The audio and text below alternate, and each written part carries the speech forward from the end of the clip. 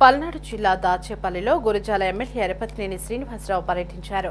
ఈ సందర్భంగా కేశనపల్లి గ్రామంలో 45 లక్షల రూపాయలతో నిర్మించిన సీసీ రోడ్డును ఎమ్మెల్యే ప్రారంభించారు. అనంతరం కస్తూర్బా గాంధీ బాలికల పాఠశాలలో ఇంటర్మీడియట్ తరగతి గదులు, ఇతర అభివృద్ధి పనులకు శంకుస్థాపనలు చేశారు.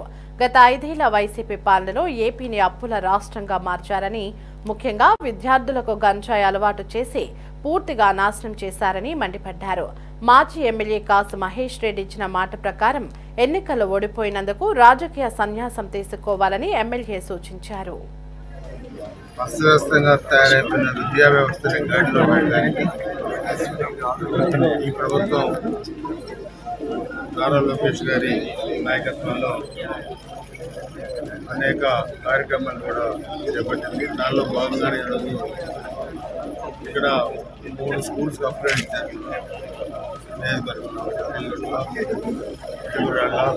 ఇక్కడ మన రాజపల్లి, కేసరపల్లి, ఇక్కడ కూడా మనం చూస్తే ఈ మండలం కూడా మనకి చాలా ఇంపార్టెంట్ మండలం. సో మనకి ఫెసిలిటీస్ కూడా చాలా పెరుగుతాయి. ఎడ్యుకేషన్ కూడా మనకి పూర్తిగా అందుబాటులోకి రావడం,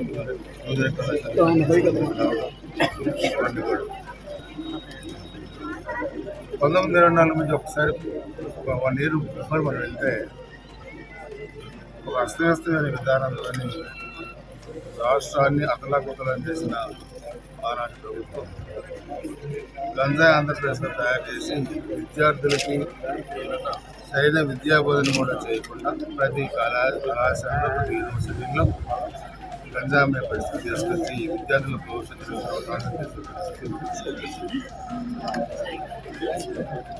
పెద్దలు చెప్తారు, తల్లిదండ్రులు